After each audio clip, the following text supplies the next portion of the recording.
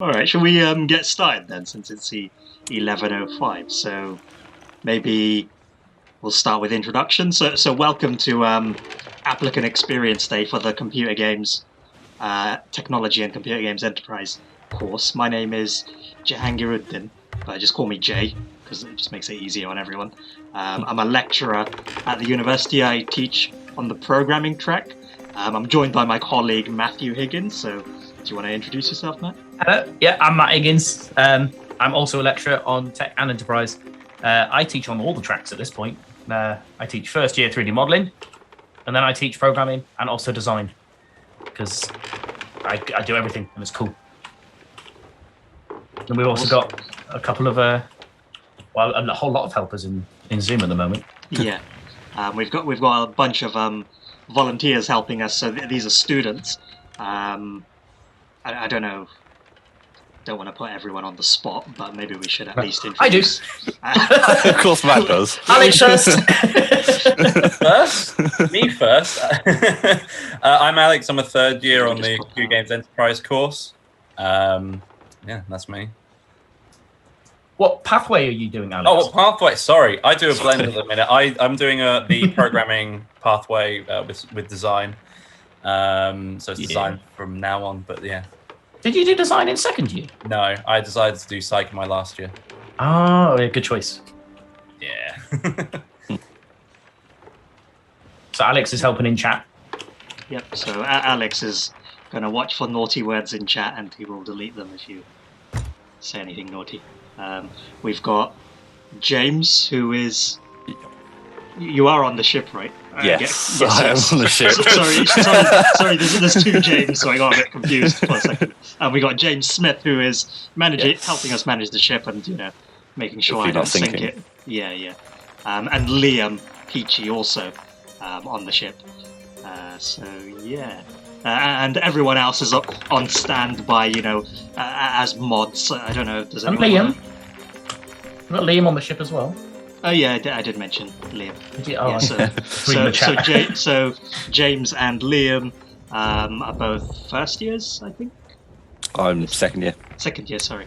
Yeah, so Liam's first year, James is second year, and then we've got a bunch of other students in here as well. Did we want to put them on the spot, or just let's maybe? Emma's manning the chat. So Emma is here. She is Kitty. I don't know how to pronounce it, Emma. Kitty Emma's. Ah, okay. So she's in the chat. So and then we've got other people around, but they've not said hello yet because they're on standby. Yeah. So we've got our super mod. Ricky's super mod, isn't he? Yeah. Ricky is the main mod. Oh, and Tyrus is Sam. Okay. Oh, the purple is mods. Is that right? Did I just figure that out? Maybe. What does the crown mean? I don't know. Prime Gaming, apparently. Oh, yeah. Okay. Okay. So let's get back to sailing now then. So what is mods? So, Shibarisu recognises James, by the way. Oh, cool. NCS supervisor? Huh? Is that something that rings bells? Oh, yeah. I did do CS. I did, for a couple of years. That might be me. Oh. It's a small world. Yeah. So, I think we'll start talking about the games course a little bit while we sail. So Liam and James, make sure the ship doesn't sink, and me and Matt will just talk about the course for a little bit. So, for anyone that has just joined us, this is the Applicant Experience Day Twitch stream for the Computer Games Technology and the Computer Games Enterprise course. The Computer Games Technology course has been running for, I think, over 16 years now, and the Enterprise course is over 15 years, so it started up a year after. We have, I think, over 270 students on the Computer Games Technology course across the 3 years, and we've got over 40 students on the Enterprise course across the 3 years as well. The computer games technology course is all about making games and working in the industry. Yeah. And developing the skills needed to work in the industry. And computer games enterprise, which is they're basically the same course, they're just slightly different. They're all about making games and working in the games industry, so you'll do all the same stuff, but there's also some business and indie related modules that you take as well. So they're both very similar courses. You'll learn a lot of the similar skills and work together with the same students in a lot of cases, but it's a bit more focused on business and being a producer and managing teams. Right. So our course is Tiger accredited. I think recently we got Tiger accredited again, didn't we? So that's it gets renewed every 4 or 5 years, I think. Yeah. So basically that means we're good. Yeah.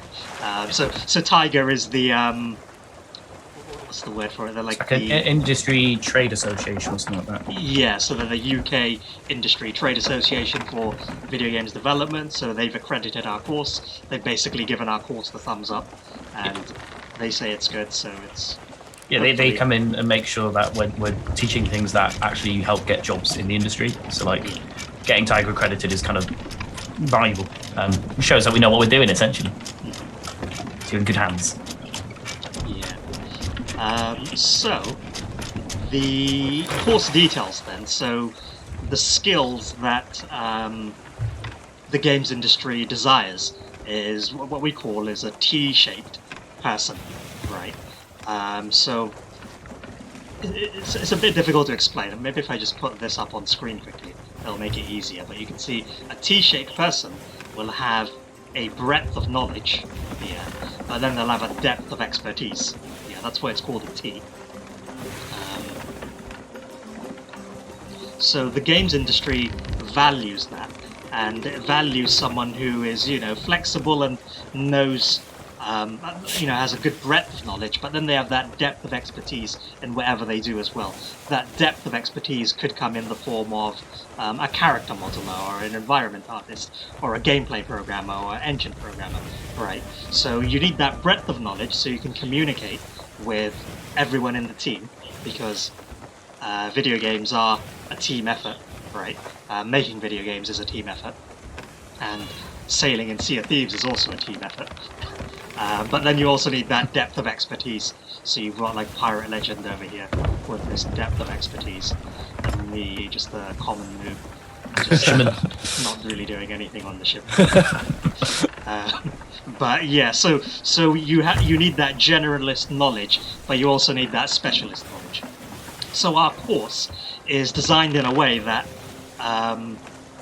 turns you into that T-shaped person, right? So you'll develop those generalist skills and the specialist skills.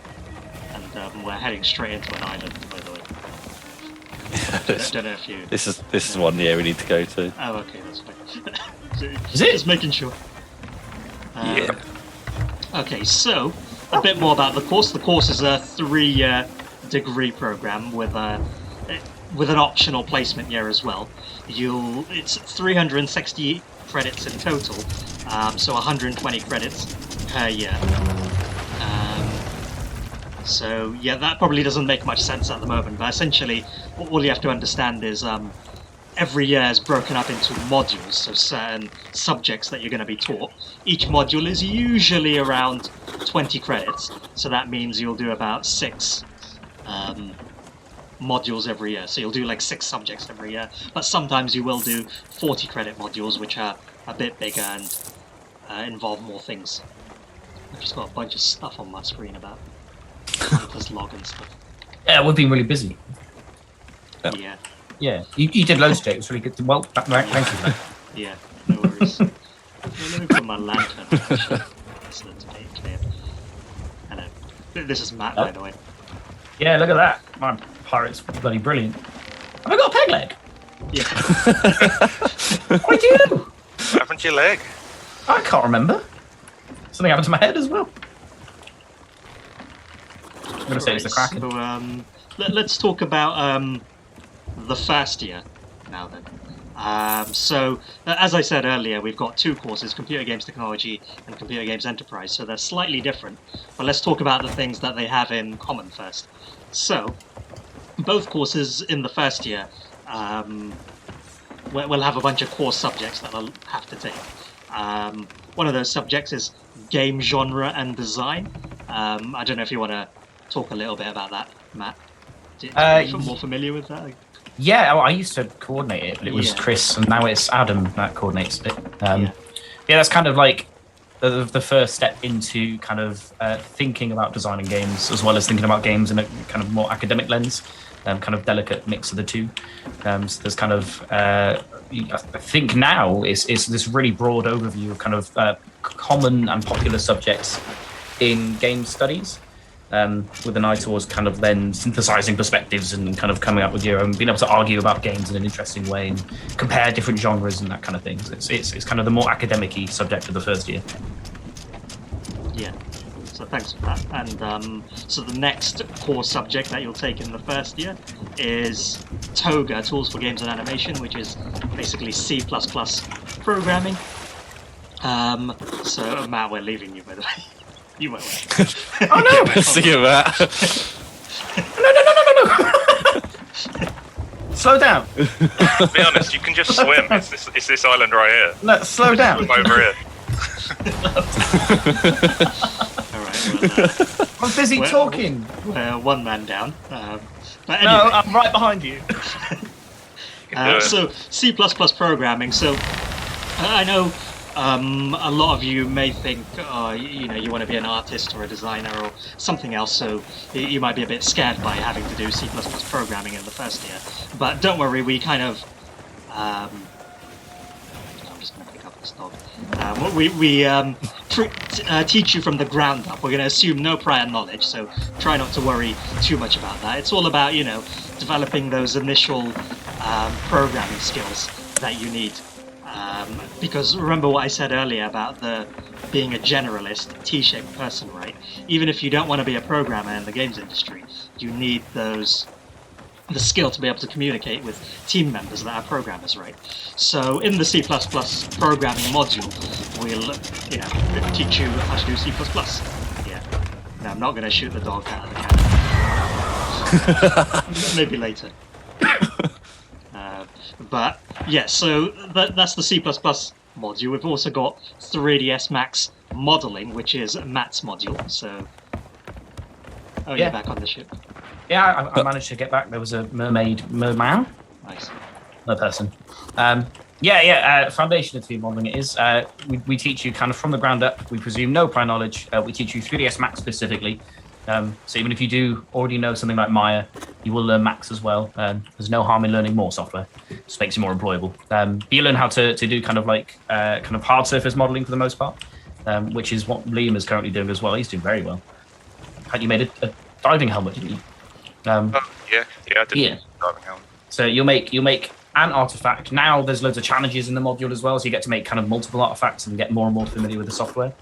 So by the end of it, even if you're a programmer, you should have some familiarity with the art side of the pipeline. So then you know when talking to an actual artist, if you go down the programming route, you kind of know what they're talking about and you know what to ask for. Like let's say you need a particular kind of format, or you need to have particular settings for your FBXs or whatever. You can kind of speak that language. Yeah, we teach everyone to that kind of point of at least being able to understand 3ds Max a little bit. Yep. So yeah, thanks for that, Matt. So I see there's a question in chat about do we use Unity to make our games. So we don't explicitly teach Unity, but yeah, like Ricky was saying. So Ricky is Seraph. You get lots of opportunities to use engines. So yeah, we don't explicitly teach Unity because on the internet there's millions of resources on how to use Unity, right? So there's not much point us teaching you how to use Unity, but you do get plenty of opportunity to use Unity. We kind of teach the underlying skills that let you then learn whatever engine is necessary. Sorry, I've got a cat. Yeah. Right, there we go. Isn't Ricky at Unity at the moment? Aren't Yeah, you? so Ricky or Sarah in the chat is actually a placement year student. So remember I said you could do 3 years, but with the optional placement year as well. So Ricky is currently working at Unity, doing all sorts of Unity. That is right? I've not misremembered. Yeah, that's right. I work Nice. on premium support, so my job is helping big companies with problems they have in Unity. Oh, that's cool. So you get to talk to a lot of developers then. Yep. Ooh. Are you allowed to tell us who? Uh, You've got to ask. It's always worth asking. That's cool. I'm under a lot of NDA. I can't talk about my job too I much. can imagine there's more than one. But yeah, okay, so the next first year module that we're going to talk about is image creation. So this is all about drawing skills. So yeah, you just develop your drawing skills in that one. I don't know. No, it's 2 halves now, isn't it? So Yeah, there's, yeah. Drawing skills, and then in the second half, it's Photoshop and Premiere, which is just getting you to grips with the basics of a lot of the software that we do end up using in later years, especially Premiere. Now we've got a lot more kind of video assessments, Yeah. and kind of log assessments and stuff. Yeah, so for those that aren't familiar, Photoshop is a image manipulation program, and Premiere is video editing software, right? So you learn to manipulate images and edit videos, but you'll also develop your drawing skills when you want to.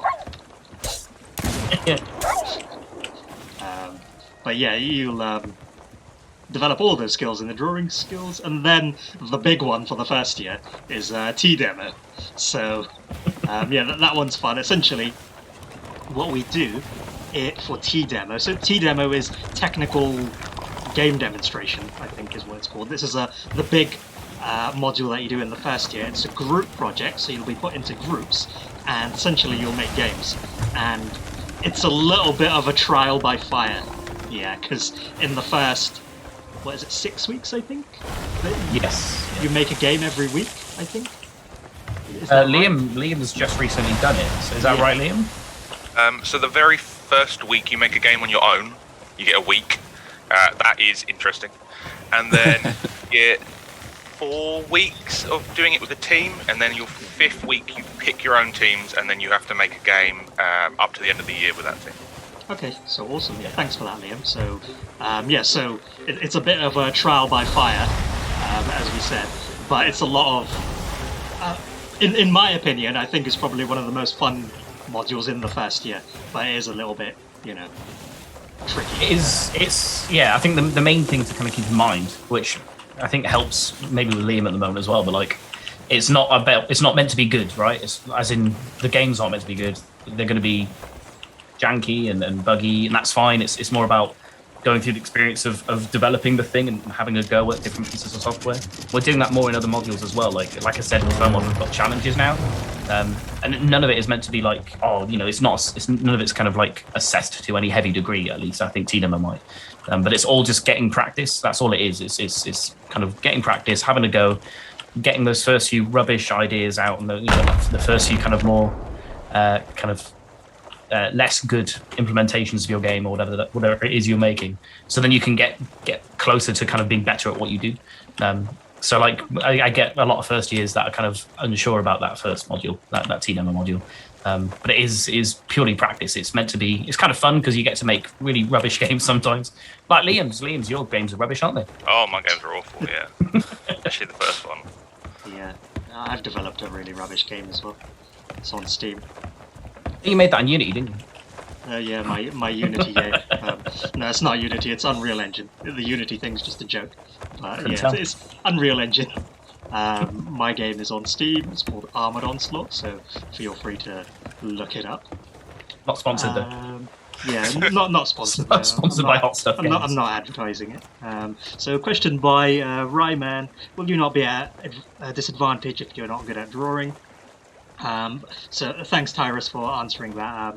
Yeah, the art modules mainly focus on how you develop your designs, so it doesn't really matter if you're not amazing at drawing. The first year is all about developing that breadth of skill, right? So you don't need that specialist skill yet. So another question by Shimarasu. A week. So how are you supposed to make a game in a week? So people make games in a day. Yeah. Ooh. If you Very nice. well, Nice. I think I've seen. Are you familiar with game jams? So game jams is where people make games in a really short amount of time, right? And I've witnessed a game jam that was an hour long once, and they actually made a game in an hour. Yeah. So it is possible. Don't get me wrong; it's difficult. Yeah, but it's doable. And once you have some of those skills in place, you can make games in a short amount of time. But obviously, keep in mind they are going to be very basic. Yeah, and it's not about making like this big fancy game. It's just the experience. It's having a go for yourself. You know, for a full week of just kind of getting familiar with things. Yeah. Don't panic. Okay. So those are all the core modules that both courses will do. So let's talk about the computer games technology side now. Computer games technology will also do a module called ePortfolio, and that module is all about essentially developing a portfolio, right, and a CV. So it's getting you the skills needed to be able to get a job in the games industry, because in the games industry, if you apply for a job, you need a portfolio. A portfolio is essentially a website or a blog where you are showing off the work that you've done. Yeah, so in the games industry, you need a portfolio. A CV is not enough.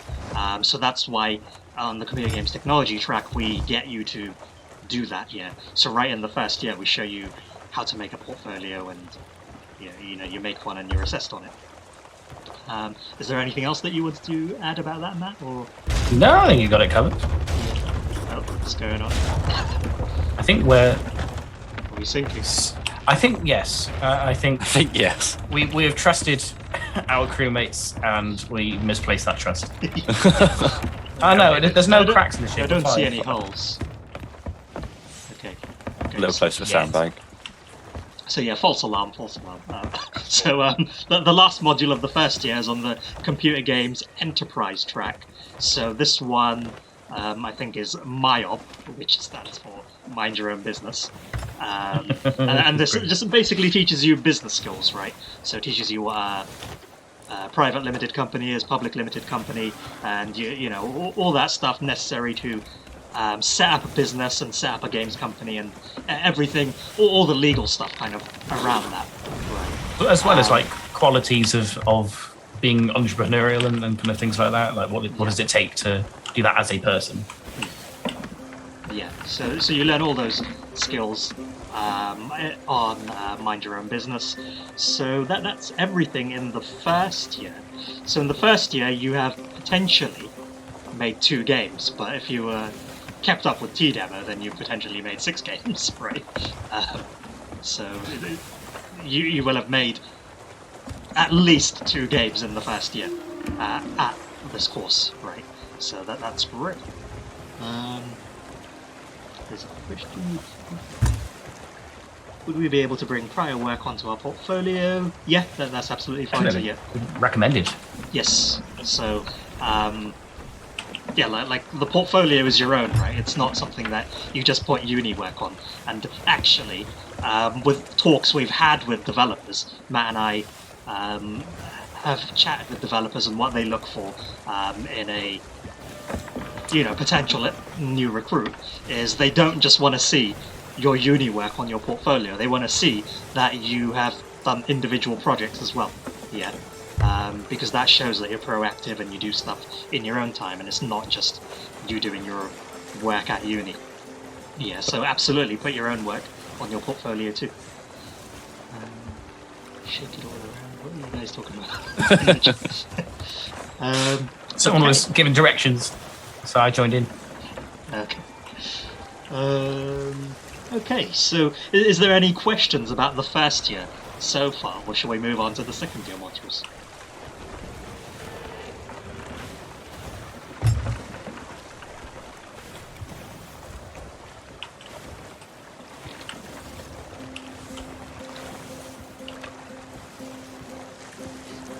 Also, is anyone hunting us yet? I've not seen any other ships.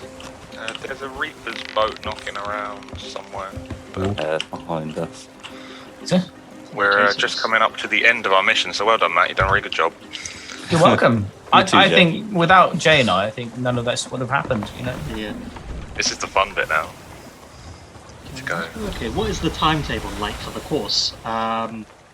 Timetables, that's an interesting topic to talk about. I guess because Liam's a first-year student, he can give you an idea of what his timetable is like. You probably know better than me. Yeah, I mean, my timetable's obviously just changed Yeah. for teaching block 2, but my first teaching block, I think I had the face-to-face on Monday morning, nothing on Tuesdays except every other week, which was an hour of modelling in the afternoon, one thing Wednesday morning, one thing Thursday morning, and 3 things on Friday. And that was sort of my timetable. Yeah. Nothing So crazy. so thanks for that, Liam. So I think the thing to keep in mind is we do encourage independent learning a lot. So you won't have as many hours as you might do on other courses. But that doesn't mean you can't contact the lecturers and ask for help, right? We're always around to help you. Discord, yeah. But yeah, we have a games Discord server where you can ask for help, and we're usually around there. Please don't ping us at 1 a.m. But during the day, during work hours, we're normally there to help. What's the main building that we would be in? So that's Eldon Building. Yeah, thanks, Emma. Eldon Building is where we're normally at. But obviously, due to the current pandemic, no one's really at Eldon right now. We're all. If you look at this, if you look at the little video of my thing, you'll see I'm in my bedroom right now. Yeah, and I imagine everyone else is. Well, with the timetables, first year is a bit chunkier, Yeah. but then as the years progress, it does get lighter and lighter because we expect more self-directed study. Yeah. Well, again, it's as you specialize, it's also you become more independent and are able to kind of like solve problems on your own and learn how to Google properly. Yeah. So like we're still there as kind of this big safety net, but we are trying to kind of like help you become kind of competent developers on your own. So yeah, the timetable kind of lightens. I think in the final year, I think it's a lot. I mean, Alex, you're in your final year now, aren't you? Is Alex still here? I am still here. Sorry, I was muted. I didn't realise I was muted. Yeah, so I'm in the final year. Yeah. And yeah, what's your timetable like? It's a lot. It's much more sparse in the final year because you're working mostly, or a lot of your time is designated to client projects. But I have, and obviously dissertation. I have pretty much 2-hour-long lectures on a Tuesday and Thursday, and then a 2-hour lecture on our Friday for the client projects. So that's all we have there. The rest is all independent study, doing your dissertation, working on your client project, and working on your coursework for your other module. It changes over the years. Yeah. So yeah, thanks for that. So let's move on to year 2 now. So this is where things start to get a bit more interesting. Remember when we talked about the T-shaped person, and the top of the T is that breadth of knowledge. So in the first year, we developed that breadth. You kind of learnt a bit of everything. Why is the music going all weird? That freaked me out. Yeah. There's also a big face in the sky, and I'm a bit worried we get a bit too Yeah. close to him. Yeah. But yeah, so like I was saying, the T-shaped person, in the first year, we develop that breadth of knowledge. You do a bit of everything, right? In the second year, you actually have options and pathways that you choose. Yeah. So the first pathway that we're going to talk about is the programming pathway, and that's the best one because that's the one I teach on. So if you want to be a programmer, so you in the first year you did C++ programming, you enjoyed that, and that's what you want to do. So you decide to pick the programming pathway. There's 4 modules that you'll do. I think 4 modules. So the first one is API or Prappy. Do you want to talk about that, Matt? Since you We just call it API. yeah. Happy sounds weird. Yeah, API is kind of it's where you really get to specialize. It's the kind of the tip of the teeth. It's kind of project oriented. APIs just generally you get to pick something that you are interested in, something that you kind of have to justify. You have to kind of the first session we do is all about like looking at job adverts and figuring out what industry is actually looking for. And then kind of picking a project for yourself that you think would kind of you could put in your portfolio and help demonstrate you have a particular set of skills. So it's really open. There's like introductory lectures on kind of the more common choices of API. But even then, some people, I think last year, Alex here actually did VR for API, didn't you? Yeah, I built VR from scratch. Yeah, it's good. Mm-hmm. And Ricky did API. You did, was it Box 2D? You did physics in OpenGL. Yeah, I did Box 2D physics. Yeah, that's cool. So we get some really broad projects. You get to really kind of pick what you, even if it's not what you end up going down, kind of like in the end, it's at least gives you an opportunity to investigate something for yourself. So I think it's a really good module, but it's a lot of self-directed learning, which can be challenging. Yeah, so thanks for that. So the next module is console programming. So usually what we do in console programming, it's a bit tricky this year because of the pandemic, but usually you work on PlayStation 4s, right? And you develop stuff on that. But because of the pandemic this year, the PlayStation 4s are in Elden Building, and we can't actually get into Elden Building, so... and there will be PS5s next year, by the way. We will have PS5s next year as well, but once the pandemic is out of the way, you'll work on those. I think this year... Do you know more about it, Matt? What Neil is... We're figuring it out. Yeah. I think Neil's planning GBA and kind of emulators, and potentially mobile. I know that's what I'm looking at for Copra, for the third-year consoles. We were looking at, and we're still hoping that maybe for next year, at least future years. I've contacted Google about Stadia. I've applied for the University of Portsmouth to be like one of their developers. I filled in a big form about how many games have we made and how much money have we made from those games, and I had to like put in the boxes like, we're a university. But hopefully we might be looking at having Stadia as an option in those modules as well. Yeah. So So because of COVID, things have shaken up a bit, but we're working on it. Yeah, and there will be plenty of options available for that module. So the next one is maths, which is the best module because I teach it. So maths programming. Essentially, games are 99% maths, right? Whether we like it or not, they are like pretty much all maths. Like in Sea of Thieves right now, all this wave physics, there's a lot of maths behind it that I don't understand, even though I teach maths. But there's maths all over in games. So if you want to be a programmer, then it's quite important that you learn about maths. And I know there is a lot of anxiety around maths for a lot of people. People are scared of maths, but try not to worry too much. The maths module assumes you only have like GCSE level maths. Yeah, so you don't need an A level in maths to be able to understand that module. And what we do is really, when I was learning maths, the scary part about maths was looking at all these scary algorithms and formulas, right? Algebra and stuff, and no idea how the hell that fits in. But in this maths module, what we do is we look at some kind of gameplay feature or a gameplay element, right? And then we, look at the maths behind that. So we look at the maths in a applicable and relevant way. Yeah. So you'll see a feature that you want to do, and then look at the maths behind it, so it makes a lot more sense. But yeah, and in the maths module, you'll do an exam to test a bit of your theory, but you'll also make an artifact making use of math techniques. So there's quite a few questions. Let me just...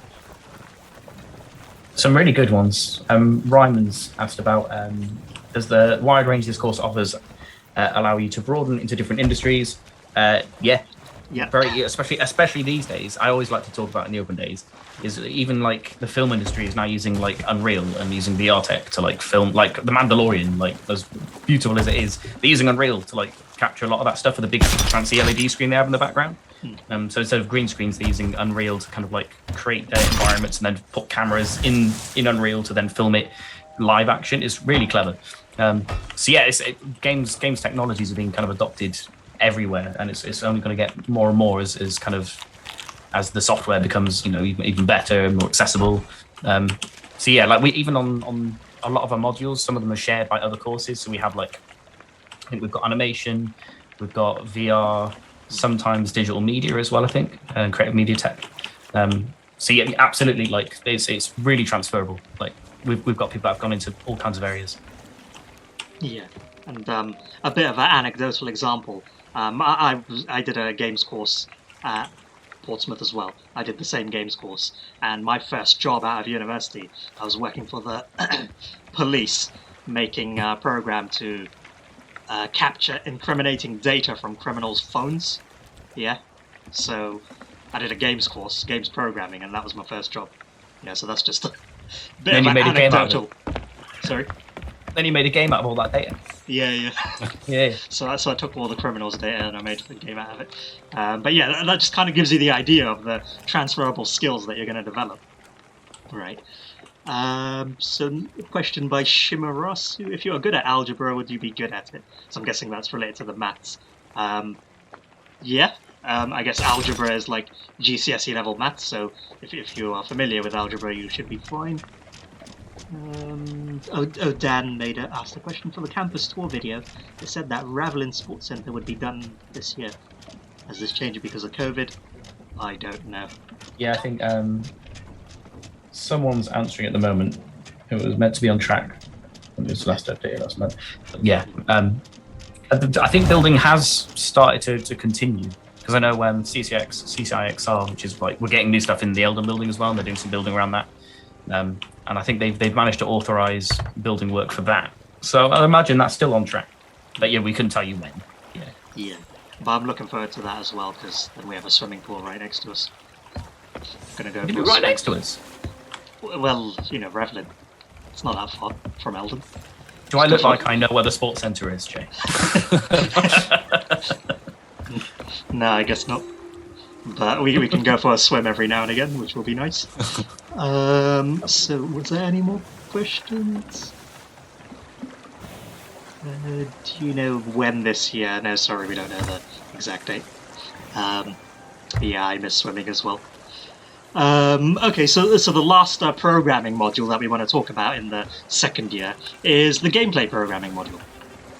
So that's Neil's module. Neil is another lecturer. He's not with us today, but it's basically about teaching you how to make interesting gameplay systems, for games. So all the necessary skills, programming skills that you'll need to develop gameplay. Yeah. I don't know. Yeah, is you there cover much a else lot to- of it's where kind of design meets programming to a certain degree, I think. Yeah, Because he yeah. teaches things to do with game feel and I think Juice he calls it, making kind of mechanics feel juicier and kind of you have more of an impact. I think it started last year, so I think Ricky and I think Alex might have had more experience of that. Yeah. Yes, I did gameplay programming last year, and yeah, it's basically making your own game with designing specific mechanics and how you would go about doing that. So yeah, it's basically where the design meets programming, as you said. Yeah, it's a good one. It's very cool. Yeah. Cool. So that's the programming track that you can pick in the second year. The next track is the art track, and unfortunately I don't know too much about this track, but I think the big module that you do is Casper. Yeah, Casper the friendly ghost.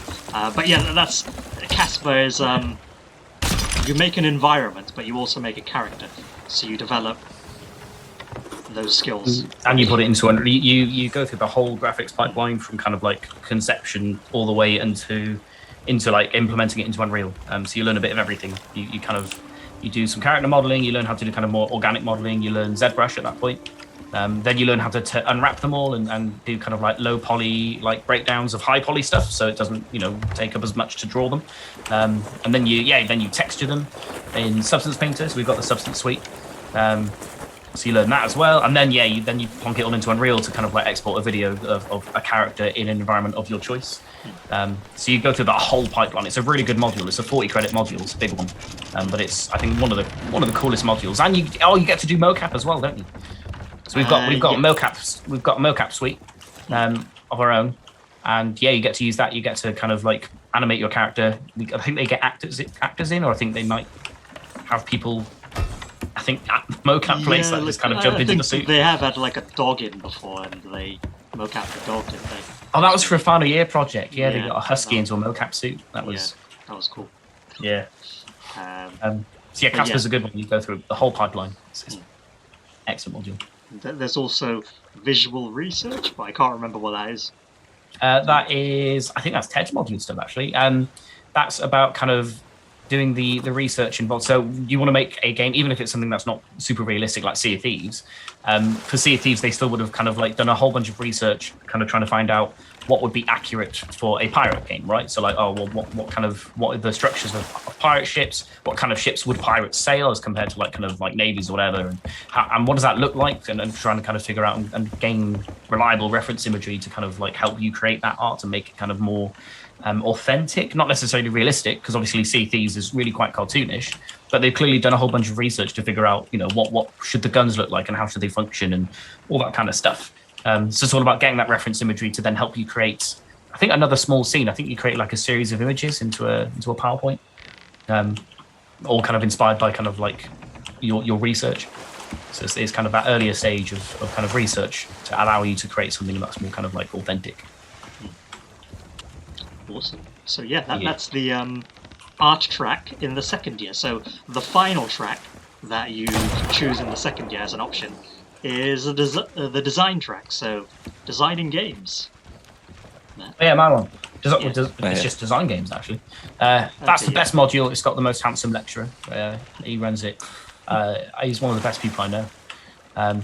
Design games, and then there's also Pigdy prototyping games. I think usually comes earlier.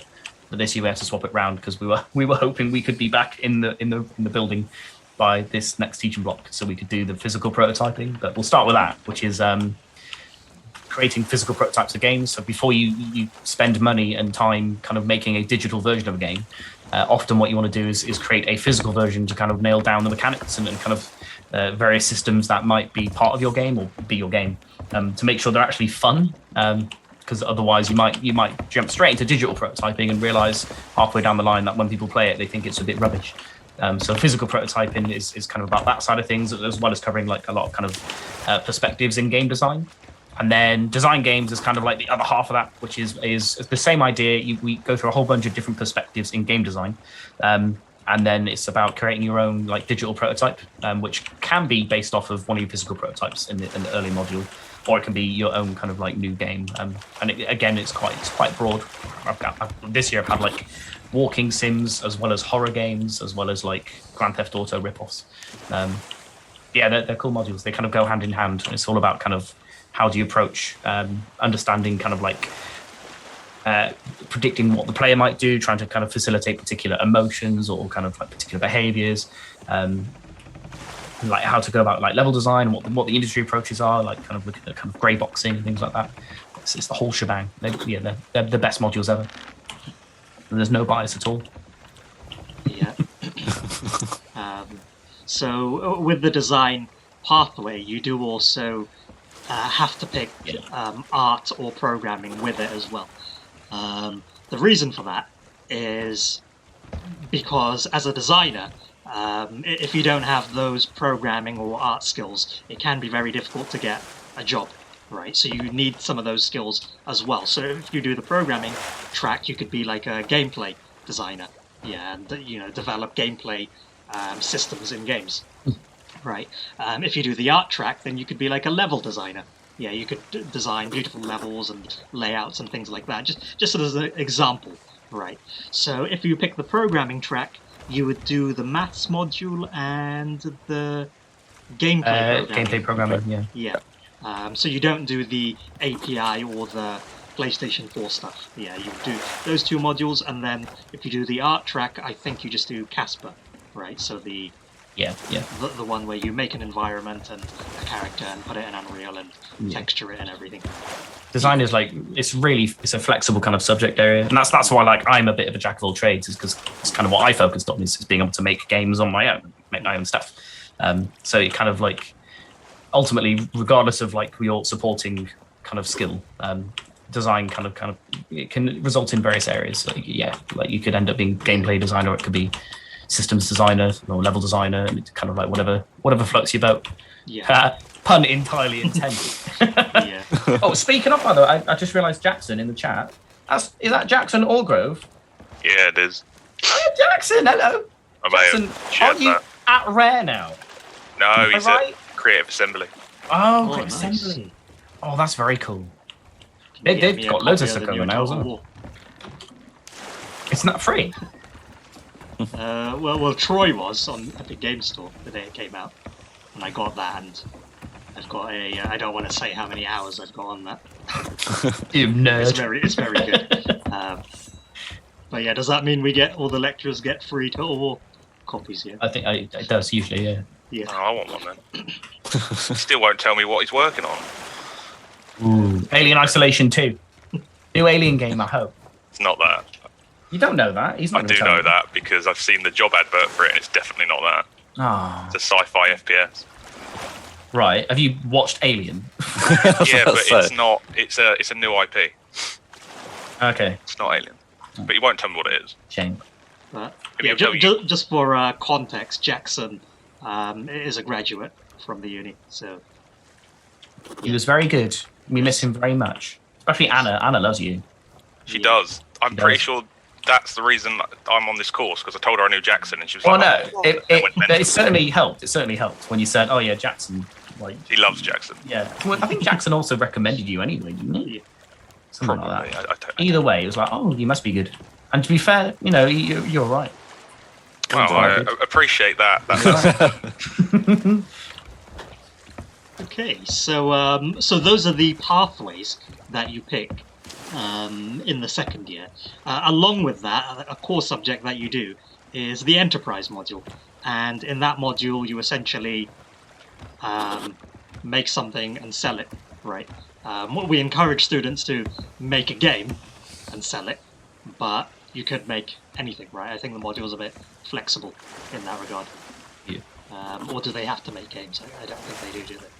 No, it's really we've had like Yeah. I've bought stickers from students before, so Yeah. like, they can sell whatever they like.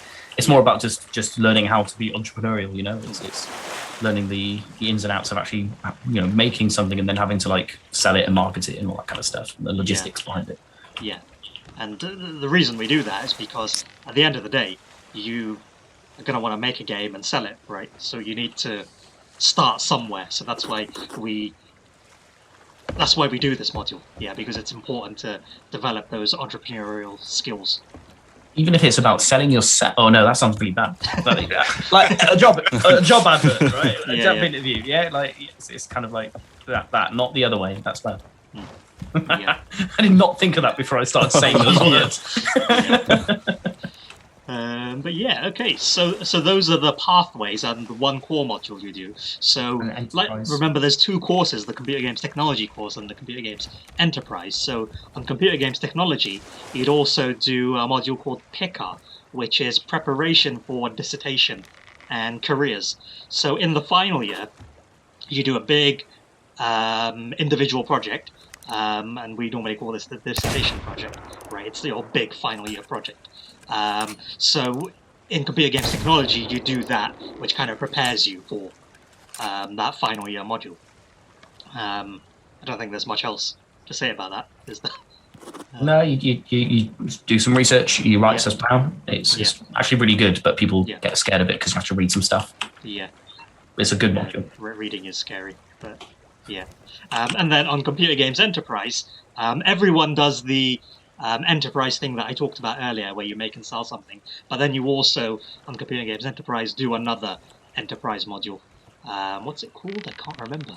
Enterprise Innovation Opportunity, I think it's called. Oh yeah, EIO. Yeah, EIEIO. yeah, EIEIO. Yeah, is what we call it. So yeah, you just develop more practical entrepreneurial skills in that. So it's enterprise, but more stuff.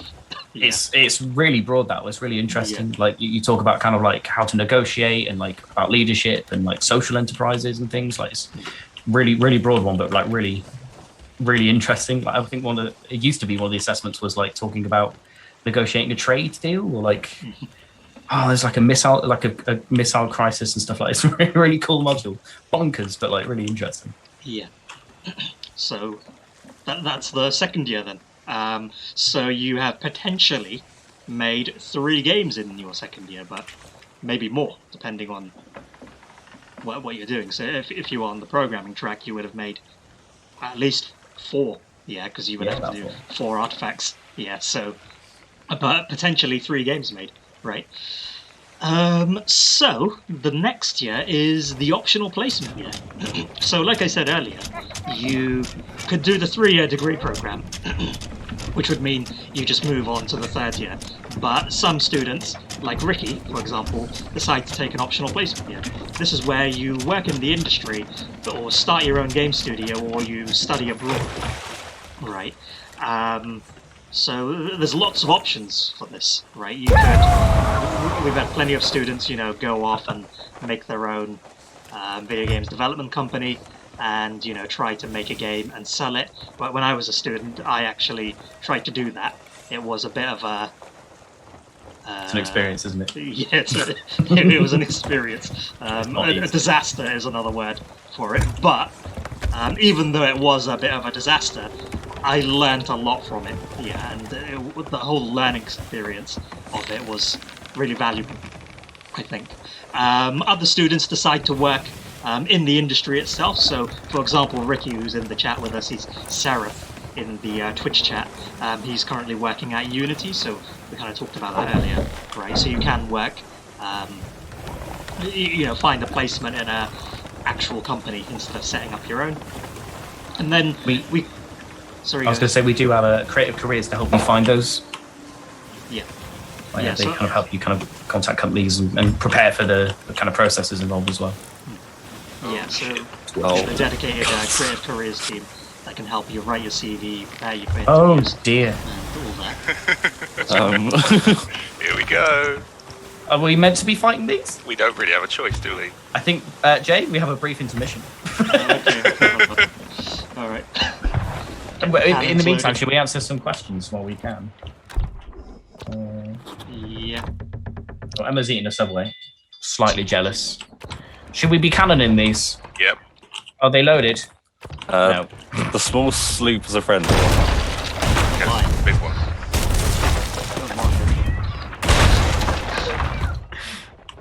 Right, which side? Which side? I'll repair. Yeah, I was going to say maybe. Right. Who's on the? Someone get on the mat on the thing, Bobby. The wheel. I'll do it. Oh, so I think someone else has got that handled. Ooh. Ryman asked whether the course is split, team-based and individual. Someone has answered. Grading. Okay, so he's talking about like when it comes to those group modules, even then there's like often individual elements to them. But even overall, I think I'd say it's more 20%, 30% of each year is usually dedicated to a. I think the first year it's 20 credits, so that's like 1/6. Yeah. So it's like 15% really. In the final year, it's 1/3, and in the second year, I think it's like it depends. It's a 40 credit module. On a boat, I think Glumps is 20 credits, or is it 40 credits as well? Either way, it's not like 50. I'd say it's a bit less than 50-50, but it is a big part of it because it is game development is largely a team exercise. Even indie development, like when I like to make games largely on my own, but often I'll encounter problems that I need help with. Like I'm only one person, and so even like indie development involves talking to other people and collaborating in some regards. Are they friendly? Am I shooting? Yeah, are they friendly? Those ones are friendly. Big one isn't. Are those other Big players? one isn't. Yeah. Okay. Yeah. I really want their emissary flag as well. Same. I want that flag. Right, I'm going to shoot at that. Oh, he's saying hello. Yeah. Right, it's Russian. He's What's he right. saying? Definitely sinking it now. Probably some bad words in Russian. Oh, it sounds like he's being nice. He's saying hi. He said hi and then we started shooting. At him? I was shooting at the bad ship. Yeah, the bad ship's the big one. The middle one. The big Russian one is the bad Yeah. Has he got the same sails as them? Yeah. I'm really confused. Yeah, it's confusing me. Too far to really hit them. I mean, if I'm being frank right now, I say we sink them both. I mean...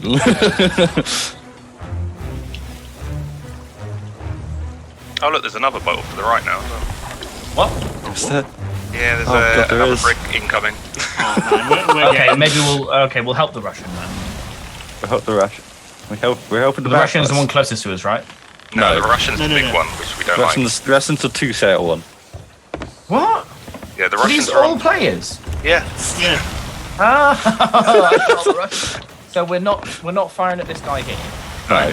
All right, but we This are firing one at the Russian. Yes. All right.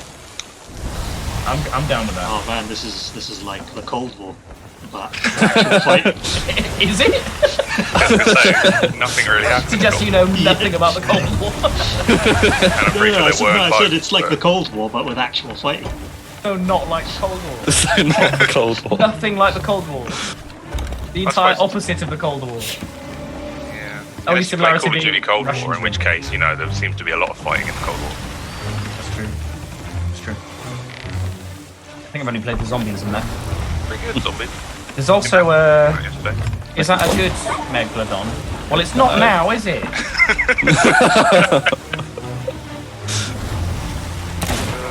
Why are you shooting at it? Because anger it, you know. Yeah, Can we we harpoon don't it? have enough problem. Yeah.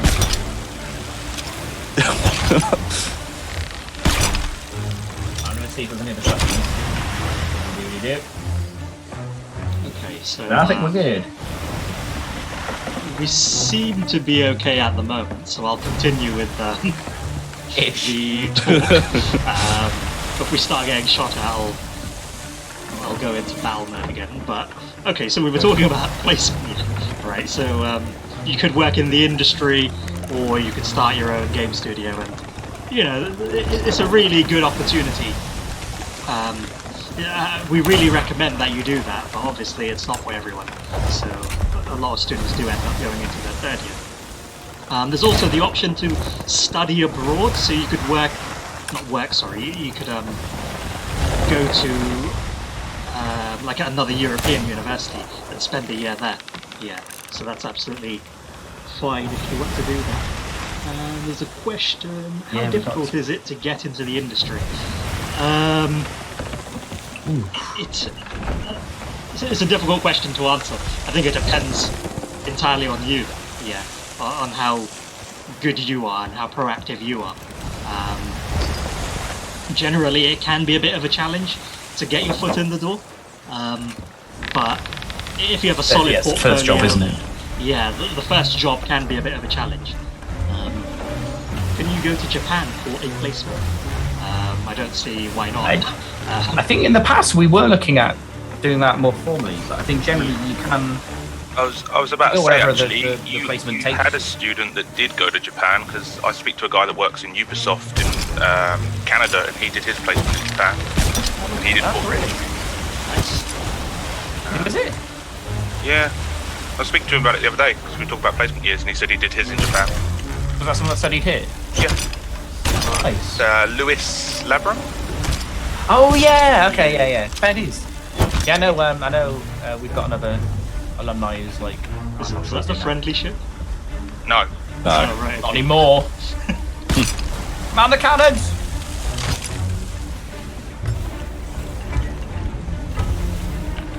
Don't have an angle on them. Oh, they can snipe him as well. I'm going to do that in a second.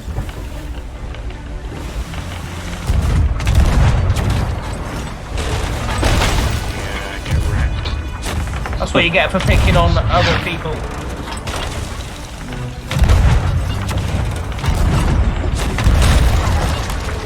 Oh, we're hitting them.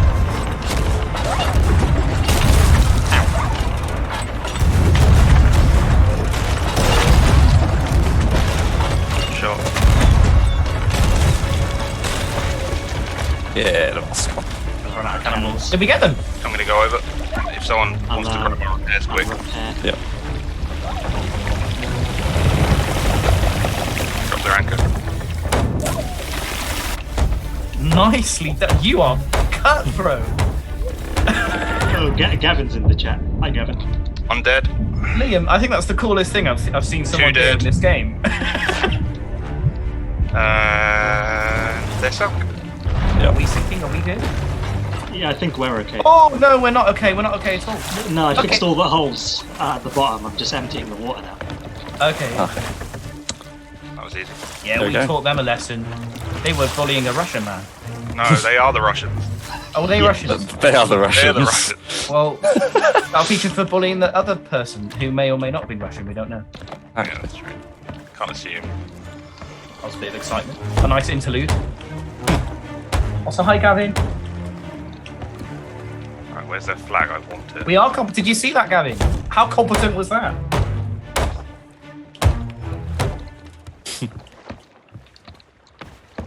Liam, seriously though, that was cool. So did How Liam did you get over board there that so ship? fast? Yeah, he was on there. He killed them all. Nice. He took their he put the anchor down Yeah. and then killed them all as we sank it. That was To be brilliant. fair, I wouldn't have got over it if someone hadn't chain-shotted all their masts. So. Yeah, I think that was chain James. shotted. Yeah. They've got quite a bit of loot, actually. Once back spawned, Oh really? Run over. Where? between me and you. Swimming We're over. trying to Can't see him. They trying to got get onto the flag. ship. Well, they do have quite a bit of Got loot, them. don't they? They're dead. You got them? Yep. Oh, Got bloody their hell. flag. Oh, what? Wait, That this was isn't cool. their flag. How did you This get- is did a you grade find two yourself over themselves. a- They've did got you- more than one flag. Did you find yourself flag, on a yeah. cannon there, Liam? Hmm? Did you fire yourself on a cannon? Is that how you got over there really quick? Oh, Yeah. I saw dash across. Oh, Sword dash. man. Oh, that's something to aspire to right there. Oh yeah, the good old And I couldn't have done it if it wasn't for the Portsmouth University Games course. Yeah, yeah. I taught him everything he knows. Might send a rowboat over Okay. them. Yeah, So, to be fair, um, it's probably worth bringing the rowboat. I think we have questions. Yes, do? sorry, I've not been paying attention to the chat. Let's have a quick look. Oh, they've got Reaper's chest as well. How accepting is the uni and Portsmouth as a whole? So in terms of LGBT, yeah, we are very accepting. Yeah, so absolutely, please, we will accept you. That's pretty interesting. Yeah, I don't know We what have else to- like, You have been I believe we accepted. have societies and kind Yeah. of things like that. So I think there is increasing representation these days as well, which is good. I'm just having a look to see if there's any more questions. There's Reapers from here. Oh, not far. Cool. Oh, okay, cool. Oh, I must have said we're all very lovely. Even me. No. Seems Even- sus. How much did you pay? Even Ted. Ted. Even Jake. Yes. So let's continue with the talk. Yeah. While, Now we kill some noobs. Yeah, we filled our killed noob some killing people, and quota. now we'll continue with the talk. So yeah, we were talking about placement. So like we said, you can either work in the industry, start your own game studio, or study abroad. And I kind of talked about that already, right? So in the past, we've had students work in a variety of places. Rare Game Studio, we have Ricky, who's in the chat, working at Unity, but also Sky, IBM, Royal Navy, ITV. It doesn't have to be a games company, right? Like we mentioned earlier, video games development, you've got a lot of transferable skills, so you could work in a variety of industries. Yeah, so you don't have to just look at games companies. And yeah, you could also start your own company. So some examples of successful games companies. There was Square Mountain that did No Trace a while ago, I think. Yeah. There was a games company that. Is it Quarter Circle? Oh yeah, Quarter Circle as well. So Yeah, so there's Peterson quite a case. few examples. Broken And, Earth. sorry, go ahead. There's a few over the years. Like the self-employment one is it's more about the learning experience. If you make something out at the end, then you've done like particularly well. If you manage to actually sell it and people buy it, then you've just done astoundingly well. Yeah. And of course, we mentioned this earlier, but we have a dedicated creative careers team that can help you get a placement and help you with your CV and. Oh, What's that noise? ghost ship popping on us. What's that noise? Might be a Have a ghost skelly ship about to come out attack of the water us. and attack you in any second. Oh my god. You might want to come up onto the ship, please. Oh! There it is. Ah, Just hold it off for like 10 seconds while we get this. I'm gonna robot. kill it. yeah, just start shooting. Grabbing the cannons. Oh, Just just trying to notice do that it. when you hit a cannon, the strings come up on the orchestra. That is beautiful. Oh, Trying to do a presentation here. Ain't getting a break. yeah, we need to teach these guys a lesson also. Yeah. Will you jump on there and kill them, or is that a bad idea? And Try. but you Are you on the ship yet, please? Please. I might get on this because it's sort of here. Yeah, go on. I just hold the holes. Yeah, you're right by it. Actually, I've got a gunpowder barrel. May as well. That's sound design. Oh my god. Okay, we've that pelted hit them me. with a few cannons Ow. and check the ship for damage. Gavin's manning the questions. Thank you, Gavin. Yeah, thanks, Gavin. Yeah, we've got all the standard stuff really. Like we have access to the educational kind of versions of Substance, Autodesk, ZBrush, and all that kind of stuff. We're fully equipped. Plus, they do like a lot of them do like educational licensing regardless. Like because you have, I think if you can, I think is it with Substance as long as you have like a student card, then you can get your own version for home as well. So you can get a lot of the software at home, as long as you are a student, of course. Yeah, all the fancy Didn't mean to stuff. press that. Yep. So yeah, we've got, like the others have said, got all the standard industry software available at the uni for you to use. So, I was talking about creative careers and how they can help you get a placement and help you with CVs and all that stuff. Yeah, they're a dedicated team whose job it is to help you get a job. Yeah, so as a student at the uni, you will have access to that.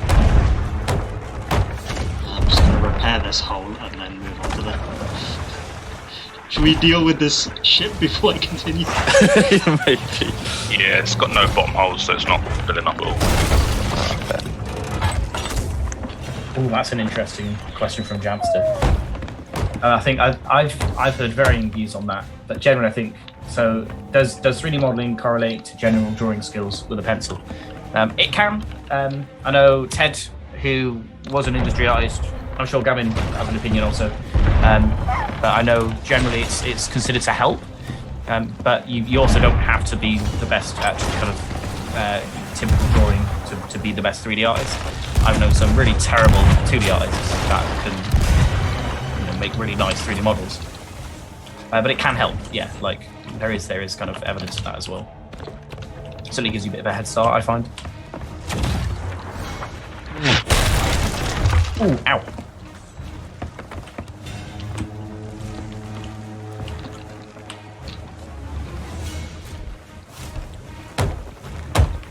When I first heard that noise, I thought it was a Kraken. And I was really worried. A ship, we can handle that. Kraken, no. Do we get the grade 5 Reaper's flag in the end? Then Yeah, it's on the rowboat. Oh, you got it. Nice. Oh. We're running out of cannons. Cannonballs. Yeah. Oh. Do you I'm think gonna we go have to board run? with gunpowder.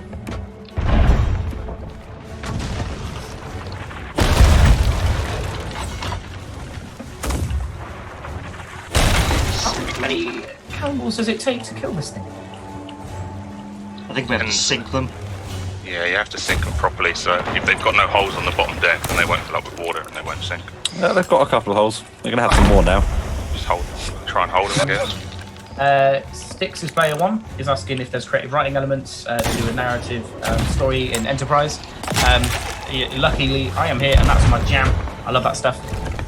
So if you do the design route, there is definitely opportunity to look at that. That's what my kind of my own research and PhD is in as well. So I'm in relatively safe hands with it. There is opportunity. We don't kind of explicitly teach it a large amount because we kind of cover a lot of design.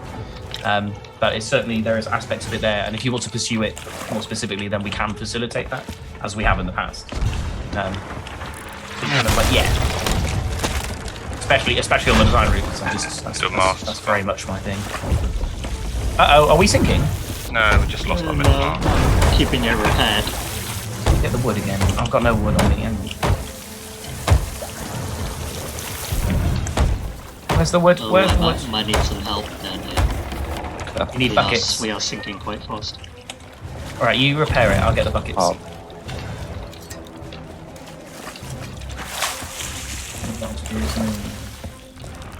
Yeah, it's good. I'm all about narrative myself. So like, yeah, definitely down for more of that.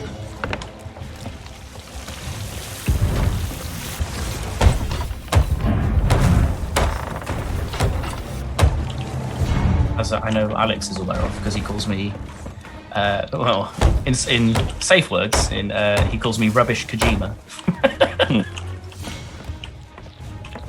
Which I do take as a compliment, Alex.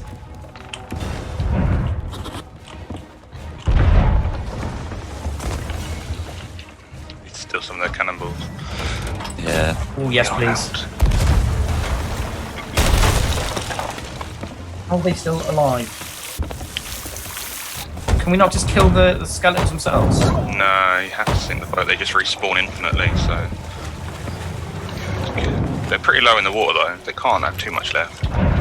Yeah, they're like almost top deck. They just need a few cannonballs. We can do this. Middle. Got another 10 from them. Nice. I'll head back over now.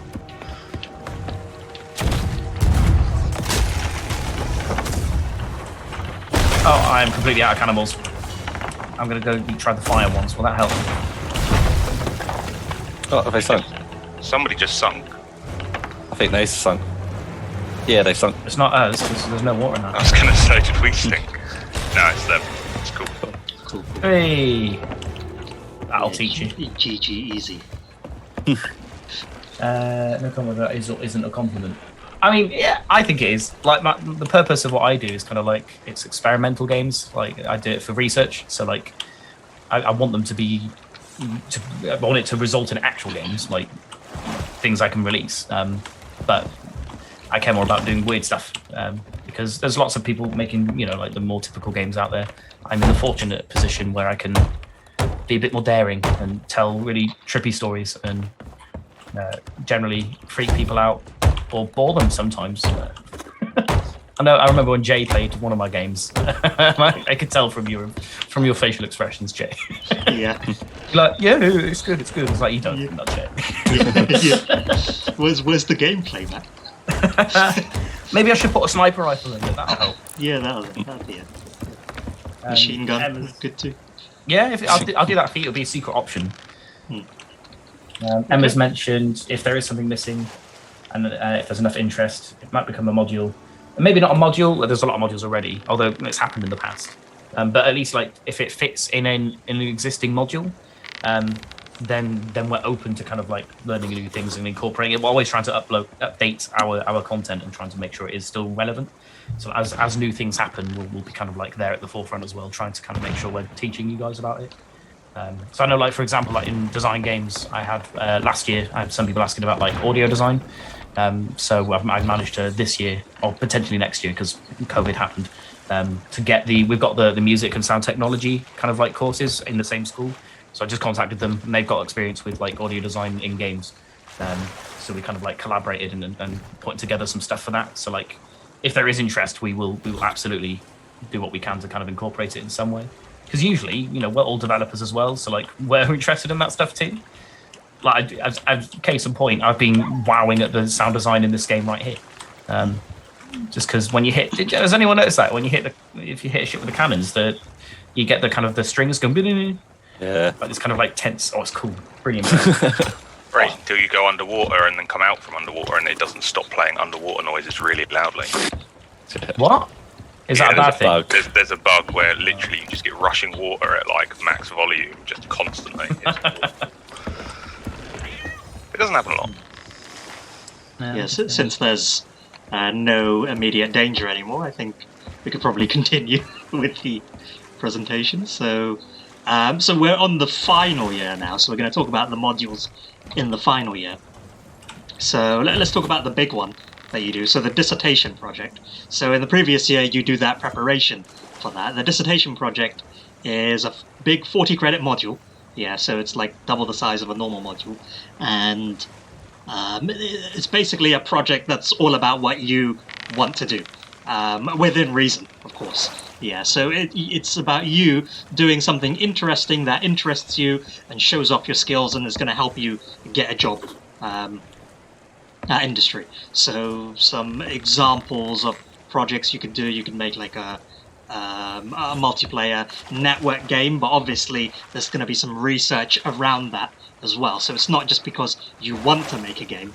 Yeah, you are making a game and it's like a tool for some other purpose, right? Is there more that you want to add about that, Matt? No, you kind of like it is just that's the very tip of the T is where you really specialize. Like that's your thing. Yeah. So that's where you get to kind of like really figure out what you want to do and kind of show off that you can do it, or learn about it so you can do it. So it's right, and it's genuinely like you get a supervisor and we'll kind of talk and figure out what it is that will kind of like help you get the marks or whatever, but it's all guided by you. Like it's what do you want to do. So you get like people that want to do kind of like art for projects, or you might get people that want to learn about design. So I've got people doing stuff about audio design as well as like narrative design, and you get more technical things. I've got someone looking this year. Oh no, it was last year. They were looking at Verlet integration for like ragdolls and how to kind of like optimize that for kind of, I think, mobile, or I think just generally for consoles more broadly. It's really broad. It really is specialist. It's just what is your jam, and how can you make that your job? It's a really good opportunity. Yeah, and yeah, like Matt was saying, it's difficult to talk about specifically what you do because everyone's different, and it's just you do what you want to do, sort of thing. So yeah, Which is there it's to make very sure you're doing it in the right way.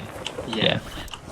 And then, so everyone does that dissertation project, but then there's also pathways, right? So there's the programming pathway where you will do game AI. So I teach game AI. So that one's all about making something, just making an interesting artifact. I've designed the module. So you're in your final year. You're going to be getting a job soon, hopefully once you graduate. So I've designed the module where you have a chance, an opportunity to make something really interesting, really cool, like a good portfolio piece, but making use of game AI techniques to do that, right? So we look at all sorts of game AI techniques that are common in the industry, and you essentially make something cool. And Alex recently did that. I don't know if you want to talk about that at all, Alex, if you're there. Yeah, so with the game AI, I know a lot of people were picking different things. I decided to do a 11v11 football simulator where two teams of AI play football against each other. Yeah, learned a lot doing that. So yeah, your project was really good, by the way. If you've not seen your feedback yet, I saw the grade. I didn't want to brag. Yeah. So yeah, Alex did very well, and his football simulation was really interesting, and I just enjoyed watching them play football. Yeah, watching the AI play football. They're not very good. It's like watching 5-year-olds sometimes. But yeah. No. But I mean, it is just a 20 credit module at the end of the day, so we're not expecting the world, but it was still really good to see. Then there's also specialist programming skills, so that's console programming resolution, I think, Matt. That's one of them, which is kind of a continuation of the second year module where you can either continue doing stuff with PlayStations, or you can look at we've got Switch dev kits coming in next year, because I was brave enough to just email Nintendo. And again, we're looking at like Stadia as well. Hopefully you can do mobile, you can do VR. It's again more specialist programming skills, as it says on the tin, really. Working with hardware in some way, understanding the implications of working with that hardware. Just getting some more experience with working with kind of consoles of your choice. So again, like really self-directed. Yeah. So before I talk about the next pathway, there's a few questions, so I just want to quickly get through them. There was a question on PCs and what you need. Generally, we don't as lecturers, we can't make a suggestion on what you would. Just in case it blows up. Yeah. So legally, we can't really tell you what to get. But you know, what's the big red tornado? There's a big red tornado. Oh, it's the big world event. Yeah. Big boss thing. Sorry, Jay, I just got distracted. No, it's fine. So, yeah, generally we can't recommend anything for legal reasons, but, you know, if you go on to the PC World website, look in the gaming PC section, you know, most of those will probably do the job, but you didn't hear that from me. Yeah, I'd talk to the experts, to be honest. I usually recommend Novatech. They're really knowledgeable. Yeah, Novatech, Yeah, Novatech's really good. Novatech is a local to Portsmouth computer. Kind of. They are like national now, aren't they? Yeah, I think they deliver everywhere. Yeah, but like we've got, I think is it the only like physical Novatech location up the road? As far as I know, it's the only one. Yeah, I think so. Nice. But yeah, so next, another question was, are there any skills that you will struggle without when going into the course? I mean, everyone comes from different backgrounds, right? So the course is designed in a way that we can accommodate for that to bring you up all to the same level. So some general skills that you will probably need from a programming perspective is, you know, like a GCSE level in maths. And as long as you have that, I think you'll be fine. Yeah. Being able to read and write would also be useful. I'm assuming you can all do that if you're asking. if you're typing in chat. Some game awareness, yeah.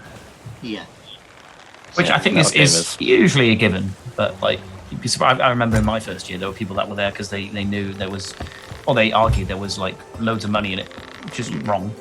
They were there more for that. I think they only ever played FIFA and COD. So like, that's floats your boat. At least you're aware of what you like and what you don't like. Yeah. And also, Tyrus makes a really good point. Knowing how to Google well is really important because it's just problem solving, isn't it? It's just being able to understand what your problem is and then find out how to solve it without necessarily having someone there to guide you through it, because you won't always have that. Because we're humans, right? We don't know everything, but a lot of what we don't know can be found out by a really quick Google search if you know what to type in. Yeah. So getting good with Google would be useful. Who's Mr. Squigglesworth? Squiggles, who are you? Is it a UOP postgrad? I'm just curious. Who's thinking? What? Might have a couple of holes. And bangs everywhere. Who's Mr. Squigglesworth? Oh, it's Matt Stevens. Hello. Oh, hi, Matt. Right, sit down. There you go. Everyone's joining us. It's lovely. We're not, we're leaving. Yeah. We're off. Bye. Oh, the ship's no longer sinking. We're good. Yeah, I sorted it out. And then, were there other questions?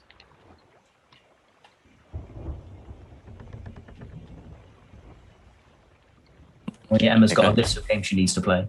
I've seen that list. It's a good list. It's getting bigger every day, that list. It's ridiculous. Okay, so I think that's most of the questions. So let's talk about the other pathway. So the games research and psychology pathway. So I think you know more about that, Matt. So Yeah, I did games research actually. Yeah. So games research is much more like similar to that first year module. That's kind of like turning to kind of games with a more academic eye. Games research is kind of like the full culmination of that. It's looking at different ways of approaching games as a subject of research and academic study. You kind of look at lots of different lenses and ways of understanding games from that perspective, or various perspectives, in fact. And then it's kind of like, I think the assessment is like a very, very large exam. It is actually a really interesting topic. It's whether you're interested in the academic side and kind of like trying to understand games from that kind of point of view. But it can help you as a designer, we argue, because it helps you kind of learn how to inform yourselves and how to kind of like be careful of sources and how to find reliable sources and things like that. And then psychology is more design kind of like focused, looking at ways of understanding players' behaviors and kind of like player cognition as well. Different ways of understanding the player, so then you can kind of like think about games in different ways, about how to design your game to facilitate certain behaviors or thought processes or emotions, or kind of like a little bit outside of that, looking at kind of like aspects of game, kind of like society and culture. So like it's you look at a lot of psychological lenses in that one. So it's not always just about like loot crates and gambling and like addiction. It's a really broad one, but really interesting. That's me. I'm biased. I love psychology. So yeah, thanks for that, Matt. So the final pathway then is the art pathway. So I think the main... Oh man, my brain's not working. The world creation one, what's it called again? Create worlds. Create worlds. Yeah, my brain wasn't working. So create world is all about, creating a really interesting world. Yeah, and then, modeling it and texturing it, and then producing it like a video of the said world. So yeah, I think that's... Is it Gavin's module? I think it is Gavin's, right? Create worlds is now. Yeah. So it used to be Neil's, but it's Gavin's module, so if he wants to, type a little bit about it in the chat, then he can do. But it's all about once again, similar to the game AI module, where it's all about creating a interesting portfolio piece. Once again, the Create Worlds module is in a similar vein. It's about creating a really nice, interesting portfolio piece and to develop the skills needed to get a job in the industry.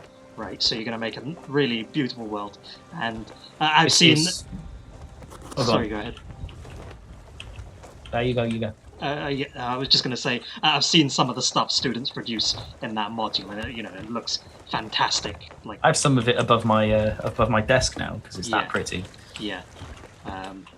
It's really broadened out now. You can do it can be 3D art, but apparently people do concept art as well. So it's kind of any process that involves kind of creating the aesthetics of the world and kind of conveying what that world might be like through those aesthetics. I believe Gavin's on it. Chance to develop some portfolio in the final year, yes. Interview, communication. Nice. Yeah. So awesome. So yeah, then there's also the motion capture module, which that can kind of lead into various things. So I'm not entirely sure what they do in the motion capture module because that's Alex's module. Motion capture, isn't it? yeah. But I don't know what the assessment is exactly for that. But it can lead to a variety of jobs. Currently, we were talking about it earlier. There's like virtual production is getting really big at the moment. Yeah, it's becoming massively in demand. Yeah, like a lot of film companies are making use of games technology, like Unreal Engine, right? And Alex in the motion capture module does a lot of that stuff. So you can learn some of those, transferable skills that could work in a variety of industries. We've had students that have gone off and work in the films industry now. Yeah, they were game students, but they don't work in games. So yeah, and then there's specialist graphic skills. Which module is that? That's advanced graphics techniques with Mel. Okay. That's kind of looking at understanding. So it's kind of like building on the 3D modeling module in the first year because we do a bit of theory about graphics theory, but it's then putting it into practice. I think it's kind of looking at like how we go through that graphics pipeline and looking at kind of like rasterization and pixel shaders and all the stuff. Yeah. I think in a lot more detail than I do. Yeah. Mel knows his stuff then. Yeah, shaders, materials, etc. There you go. Yeah, so it's kind of like those. You develop those technical artist skills in that module, which is a very desired role in the industry. So it used to be, at least. I assume technical art is still very desirable because it's where programming and art kind of meet, and that's where a lot of the kind of more interesting stuff is coming up these days. Yeah.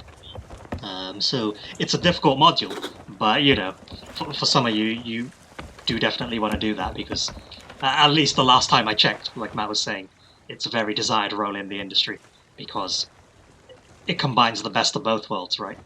Those programming skills, but then also that artistic flair at the same time. And Kevin says paid more. Yeah, paid more. Yeah, that's desirable also. Get money. So those are the pathways. So if you're So this is kind of where computer games technology and computer games enterprise meet a little bit. Yeah. So in the past 2 years, we talked about the modules that are specific to those two courses, right? So in computer games technology, you're going to do a project called group project with a real client. Yes, or RigPro is what we call it. So this is where you have a real world client. Yeah, so it could be like a games company like Rare, or it could be a defense project with the military. But we have all sorts of clients. Yeah, and basically they ask you to make something, and you work with them and make it. Yeah.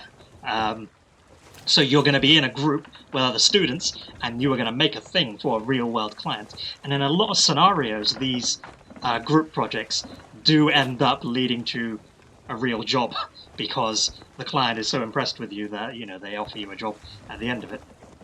So that's the computer games technology side. You make the thing.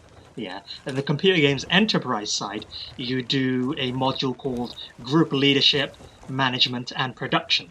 So this is where these two projects link together, right? So the technology students make the thing. The computer games enterprise students manage the teams. Yeah, so they they time manage the students, and they essentially act as producers for the groups. Yeah, so it's kind of like you're on separate courses, but you're kind of meeting back up at the end of it and working together to achieve the same goal. Yeah, so I think that's really interesting, and it was different. We've been doing this for a couple of years now, and it seems to be working quite well. Oh, that's really cool. I mean, Alex is currently a producer, I believe, on one of the projects. Yeah. Alex? Yep, I'm a producer on the Royal Navy project this year, doing their I can't remember what training it is now. All of a sudden, their towed sonar array training in VR. Oh man! Awesome. Oh, yeah, that's cool stuff. There's a question. So does Enterprise not really have any game making opportunities? No. So a lot of what we've been talking about, the modules that you pick is very very mixed. So when I was a student on this course, so I think I mentioned this earlier, but I did this course as well ages ago. I was an Enterprise student, but I was focusing on the programming track. Yeah. So you can do programming as well, but you have the production and the management side of it as well. You absolutely still make lots of games. Yes, yeah, no doubt. You will make lots of games. So there's only very slight differences between the two courses. They're mostly the same. Yeah. It's just one focuses more on the entrepreneurial end of things and project management. Yeah. But the development helps you become, I would argue at least, knowing the development side of things helps you become a better producer, for example. Because again, then you can speak that same language. Same with the first year generally, like learning, as an artist, learning how to program and stuff like that. Being able to speak that same common language of game development. So like even as producers, making stuff is useful. So you absolutely make lots of games. Yep. Plenty of opportunity. Do not worry. So yeah, in the final year, potentially 3 games made, but maybe more, depending on what you're doing. Yeah. Someone was asking if doing this course will make you view games differently, I think. Am I getting that right? Which question is that? It's further up. I thought it was just an interesting one. I'm trying to find it again now. Will this make us look at games in a much different way in regards to the individual details? I think it's interesting. Yeah, I think it's when I first started, it was one of the most common things I had later years telling me, and then even now. So it's for some people, they will go, oh, it's ruined games. I can't look at them the same way. I can't play them anymore.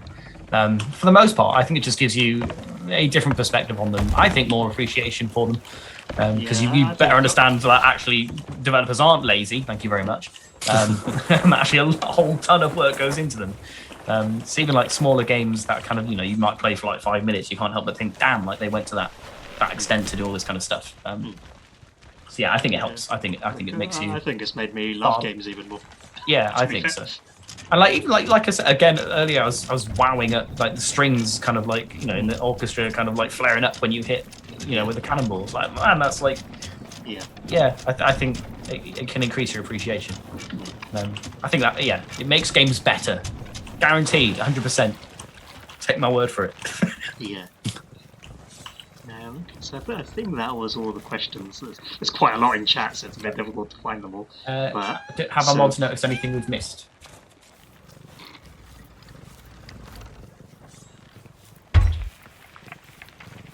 I think that's no. Someone. Yeah. What was that noise? That might have been me putting on something on the grill. It was. I thought something had exploded. So we've gone through all the years and what you're going to do in the years on the courses. So we have an excellent team at the university. I am excellent. Matt is excellent. Gavin is excellent. Like all the lecturers are excellent. On my notes it says 14 dedicated staff, but I think we're 15 now, right? Because Adam's joined us. I think it's, if anything, more than that, because there's so much overlap with the courses, and there's the technical staff as well, like that run like the Elden open access area, and like a lot of them know what we're doing specifically with games, and they can help with the dev kits and stuff. So like, it's more than that. It's way more than that. Like, but yeah, like I think it's more. For dedicated staff for the team itself, if we can kind of trying to count them up in my head. Hang on. There is a lot of us that I find it difficult to remember. Like what I normally do in my head is I remember who is where in the office, so I just count like that. I'm taking a virtual tour in the office in my head. Yeah. Lots of stuff. And dedicated to the key. But that's like, I think we are brilliant because we give a damn. Like we are developers. We care about making games ourselves. And we're passionate enough to then want to share that with everyone else. We're not just academics and computer scientists. We are actual game developers. Pun intended. We're not just jumping on the boat. Is that the word? Like, no, it's jumping on the bandwagon, isn't it? Boat is better though. We're not just jumping on the band boat. Band boat. No, we are all actual developers. Like we all care about making games. I think when we can, we take part in the game jam and we compete and win all the awards. Try to get shown up by our own students, which happens every year. Yeah, but we do have some amazing students though as well. Yeah, sometimes. Yeah. I mean, there's none in this call that they're all right. Liam's okay, I suppose. Alex, I could do without him. When you call one of your lecturers rubbish Hideo Kojima, it's going to rub the wrong way. Again, I think it's a compliment, but I know you didn't mean it that way, Alex. So not only are the staff incredibly talented and extraordinarily humble, we also do have really strong industry links. So we have an industry link, we mentioned this earlier, with Rare Game Studio. So for those that don't know, Rare made this game that you're seeing right now. So we have strong links with there. We've got students that work there, and we have... Is it as well? We went and said hello. Sorry? Probably we also went over to Rare. We went over to Rare and did like a knowledge exchange. What was that? Don't worry. Had a cat. Hearing creepy music, so I'm a bit worried. But not just Rare though. We have lots of industry link with Stainless Games, Climax. It's just down the road. Megadev, which I think are Bitmap Bureau now. Chinese Room. They're still alive, right? Chinese Room. Yeah, they're doing pretty well. They're with Sumo Digital now. And Jargex, we've got loads. It would take too long to list them. Blizzard even as well. I know Anna's got connections at Blizzard. So we've got lots of strong industry Crib links. Assembly. It's We've got weirdly a Jackson bit of a at Crib small... Assembly. Oh yeah. It's going to get us all the total war. He wasn't even the first. We had loads at Crib Assembly. It's a bit of a small world for game development, really. So it's all kind of like quite tightly knit. I did mention Stainless and Climax.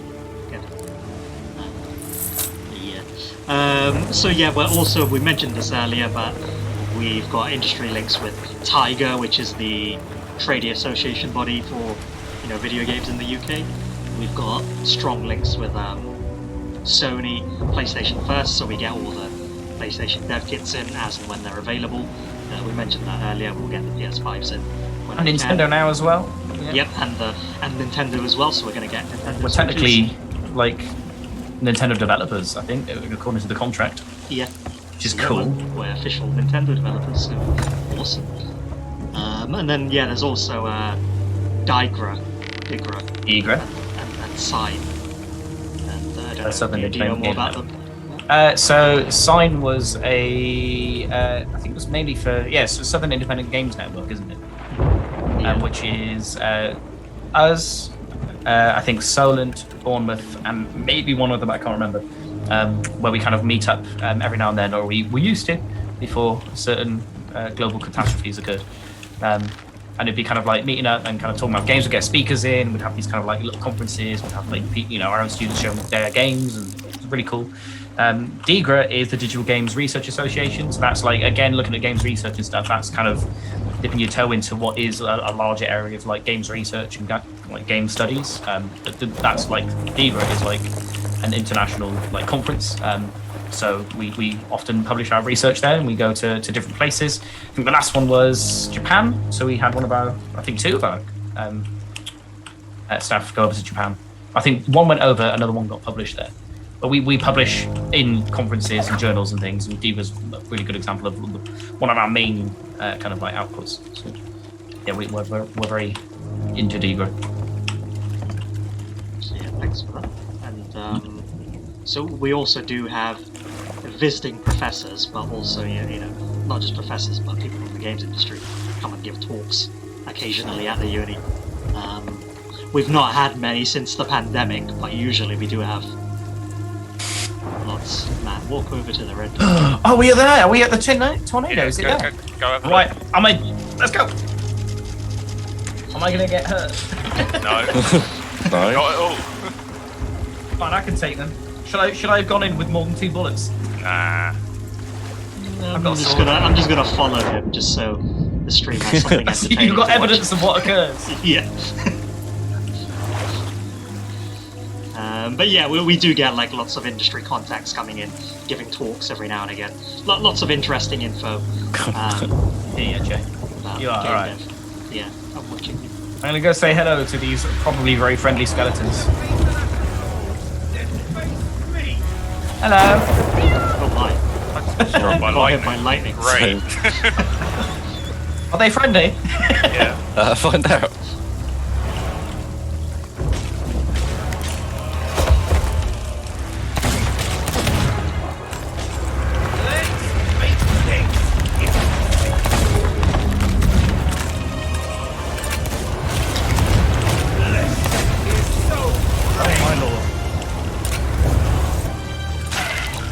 Quite rude.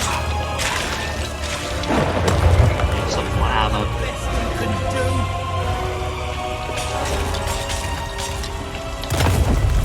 Oh, I'm on fire. No, Oh, I'm dead. I'll try and get you.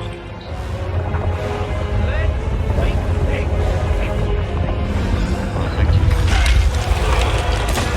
Oh, God. I can't see it. Ooh, it's got very dark, isn't it? Yeah. My lantern's not working. I'm dead. How long does it take to kill? Because I think I'm doing pretty well. I'm reviving you. Right. Oh, no, I'm not. Oh, yeah. Sure, no, yeah. My fire. Oh, damn, they got me. Oh, you died again? Yeah, I've got no health. No food. I can't get to you back because I can't see anything.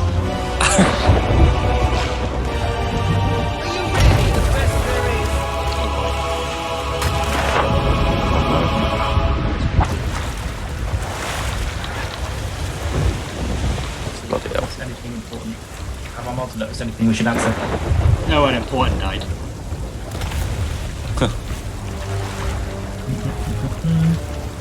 Okay, so while you That's guys fine. deal with that, I'll talk about some of our amazing facilities at the University of Portsmouth. So normally we are in Alden building, but because of the pandemic we've not been able to go there. But normally, we have dedicated games lab with like high-spec machines, what cards do we have? RTX 2080 cards and stuff like that? I can't remember the exact specs, but we've got like dedicated games lab, just for you guys to use. All sorts Kits, of Wacom stuff. tablets. Yeah. Wacom tablets. We got the mocap facility. PlayStation 4. Obviously, we'll get PlayStation 5. Oh yeah, so thanks for mentioning that, Gavin, I almost forgot. So even though there is a pandemic, we've set it up so you can still access the Games Lab via remote access. So that basically means, in a nutshell, it will seem like a ghost is controlling a machine in the Games Lab, but you're going to control it from your bedroom. Yeah, so you still have access to the machines even though you're not there. And that also means, like Gavin's saying, you have access to all the software like ZBrush and ZBrush. And all that stuff. But yeah, I think that's all the facilities, right? So, stuff. You mentioned the VR stuff? VR lab? Oh yes, sorry. So we have the VR lab, a dedicated VR lab with all sorts of interesting and cool kit in there.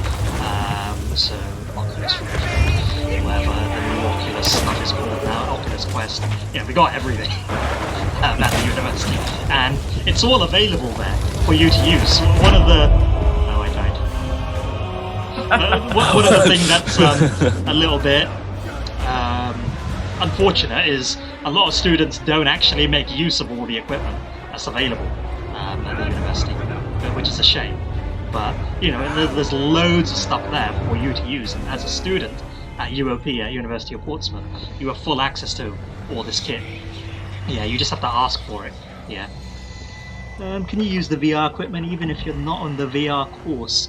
I think generally yes, but it depends, because there's the VR lab, which is open to everyone, but then there's someone called Tom Garner who runs the VR course. He has a bunch of kit that's tucked away in his own little bit as well. So we also have some in the open access area now as well. Yeah, bits and pieces. So you, if you want to do VR stuff, you absolutely can arrange that. Yeah, and you just need to talk with us, and we can tell you how to arrange that. Yeah, and that'll be fine. So tech-wise, we talked about VR, PlayStation, mocap.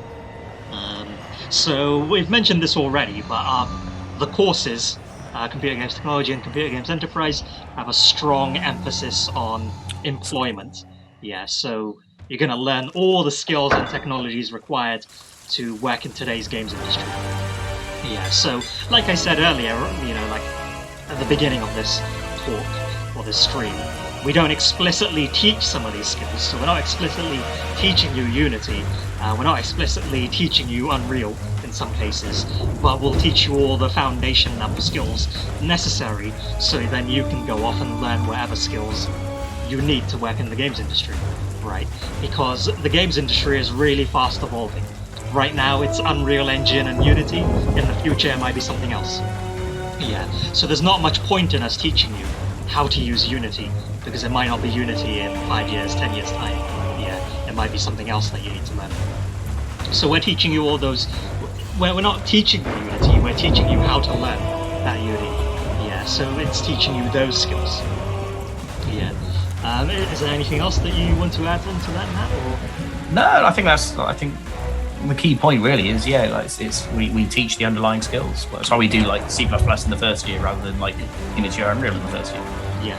We want to prepare you for kind of like actual employment in the long term. So yeah, we're all about that.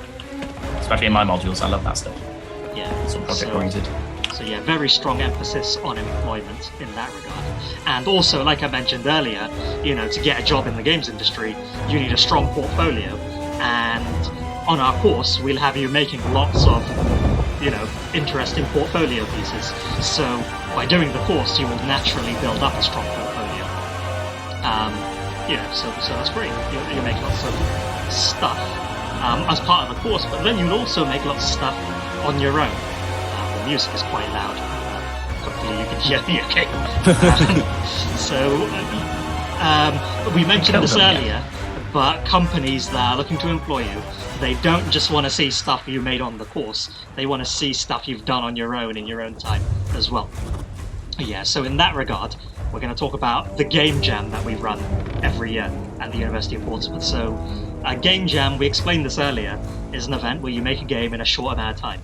Sometimes an hour, sometimes a couple of days, but our Game Jam at the University of Portsmouth is ran over the course of a week, so you have 5 days to do it, Monday to Friday. Yeah. So we do it 9 till 5 every day. We make games in that week, and then we present them all on the Friday, yeah. And then we give out some awards and prizes at the end of it to like the best game, the best art, the best use of tech, you know, all sorts of prizes like that. What have we won? I think this is. No. I don't know. Oh, it's on the stage where you just got to hit the heart. It's phase 2. We're hitting it in its stupid heart. We try and They're back again. They're back again. They're back again. Oh no. There's But something yeah, over here though. What's that? Game Jam is an event we run at the University of Portsmouth every year. We run it in June. You don't have to be a student to join, right? So if you do want to join the Game Jam, you're more than welcome to, even if you're not a student. Yeah. Just give us a shout and we can tell you how to join into that. Because of the pandemic, we have ran it a little bit differently. This is really... It's intense, isn't it? Yeah. Because of the pandemic, we ran it a bit differently last year. We did it virtually instead, over Discord. So it's still running, even though there's a pandemic. Normally we'd be in Eldon Building and there'd be hundreds of us together doing stuff, but you know, we are still running it this year as well. And yeah, the Game Jam, once again, strong emphasis on employment. A lot of students have ended up getting a job as a result of doing the Game Jam at the University of Portsmouth, right? There's loads of examples. Even myself, when I was a student, I did a Game Jam at the uni, and that kind of led to my first job indirectly. Yeah. Jay, you might want to turn the music down a bit. Yeah, it is a bit too loud, isn't it? There's a sloop next to our boat. The Hogwarts Is of there? gaming, I think, is the best description I've heard for the course so far. I think. Yeah. Hogwarts. I think if we can make that our tagline without Yeah. any trouble from Warner Yeah. Bros. And yeah, I am Dumbledore. As a student has called me that in the past. No, I call you that. Oh, okay, yeah, Matt called me that. Yeah, And then I call students Harry Potters if they're really good, yeah. or Ron Weasley's if they're mostly Yeah. good, or Hermione's if they're like mind blowing or they're really good. Yeah. But yeah, so let's see. Yeah. Killed it, yeah, or What did we to talk lose? about- What do we talk about next? But yeah, it's not all about making games and having fun. Well, it is all about having fun, but it's not all about making games yet. We also do research and industry projects and serious applications of games as well. So, you know, like simulation and I don't know. So yeah, so it's not all about just, you know, making games for fun, but you learn the skills needed for what's known as serious games as well. So for simulation and training purposes. Yeah, I have worked on a few projects where we were doing training stuff, but I'm under NDA, so I can't talk about that too much. But we've worked with, you know, military projects doing lots of interesting stuff with VR and lots of cool kit. And it's a shame I can't talk about it because it's so cool, the stuff we do. But yeah, as a student at the University of Portsmouth, you're going to have dedicated support staff to help you with various things. So we have the creative skills tutors that offer workshops and one-to-one tutorials for software and hardware. So you may be a student at the uni, you're struggling with ZBrush or 3ds Max or Maya or C++, whatever. Yeah. You don't need to sit there and struggle on your own. Yeah. You can give our creative skills tutors a bell and get some one-to-one support in that area. Yeah, so we have that support available. But we also have a student support advisor that can help you with things that are not academic related either. So you may be having personal problems, mental health issues, whatever. Yeah, it doesn't matter what issue it is. We have staff available that you can chat with and staff that can help you. Yeah, because, you know, we're all human at the end of the day. All of us have our own problems, and sometimes we just need a bit of help. So the university has the facilities available to help you with that. Yeah. Is there anything else that I missed, Matt, or was that... You got it all. Yeah. I don't know if these stats are correct or up to date. These are just what I have at the moment. So these stats were correct in the past, yeah. But we have 95% of our graduates in employment. Yeah. And of that 95%, 90% of those are in professional or managerial roles. Yeah. So that was correct at one point, like a year ago at least, but it's probably about the same still. I'm hoping. Yeah. I don't know. I don't have the most up-to-date stats on that. So that's good. We have lots of successful graduates. And yeah, a high proportion of those are working in the games industry. About 60% of our graduates that end up getting a job do end up working in the games industry. The other 40% work in other related industries. All right. Yeah, Gavin does not have the new stats because of COVID. Yeah, so it's not our fault we don't have the latest stats. Blame COVID, yeah. It's not my fault.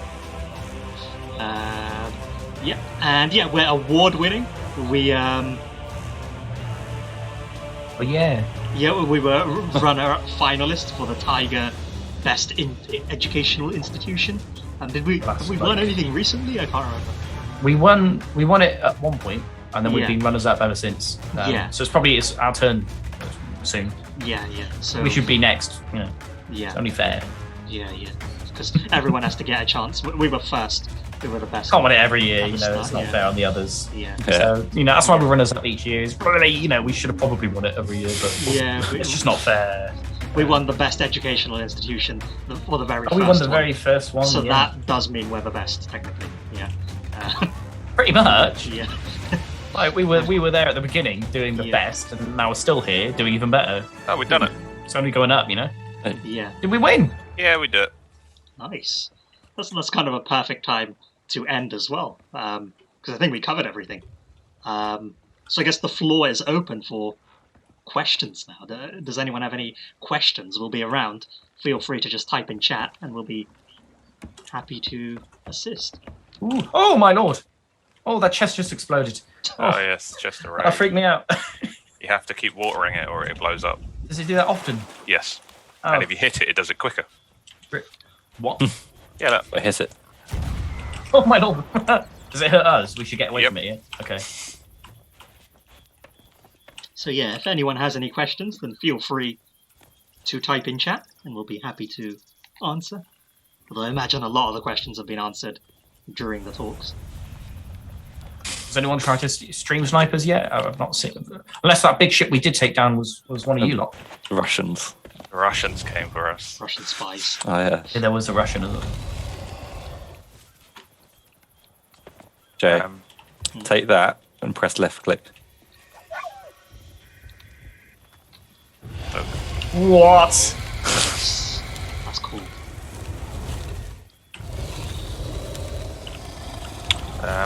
Annoyingly for this one, whenever it Let's set you explodes, on all the fire. loot goes everywhere. So now we have Try. to just a pain in the arse. Oh, okay, yes, you can. Yeah. Okay.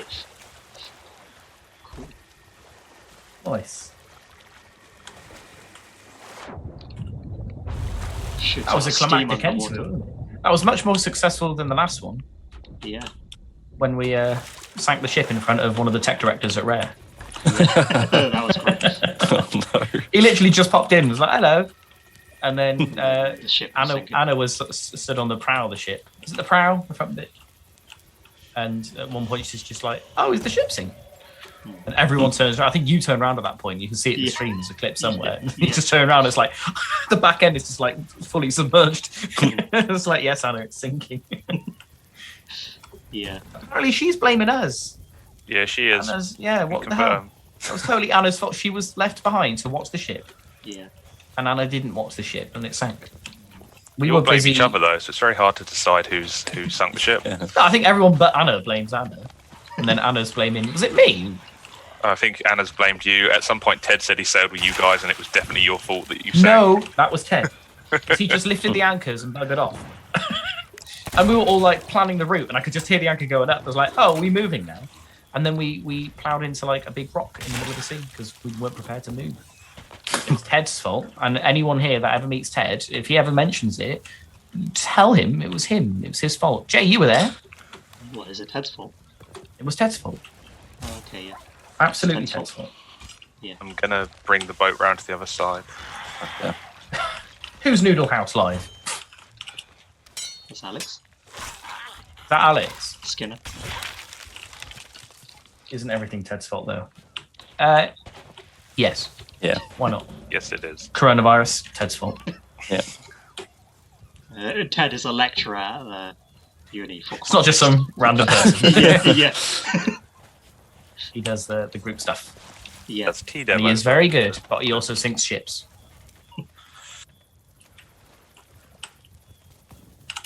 But yeah, any questions, feel free to ask away in the chat. But otherwise, we're done. So you're free to go if you've not got any questions. It was a pleasure having you on board with us. Good one. On our voyage today. But yeah, thanks for joining us. I think we'll stay here for a few more minutes in case there's a few more questions. But yeah, you're more than welcome to go, and we hope to see you at Portsmouth in the coming September.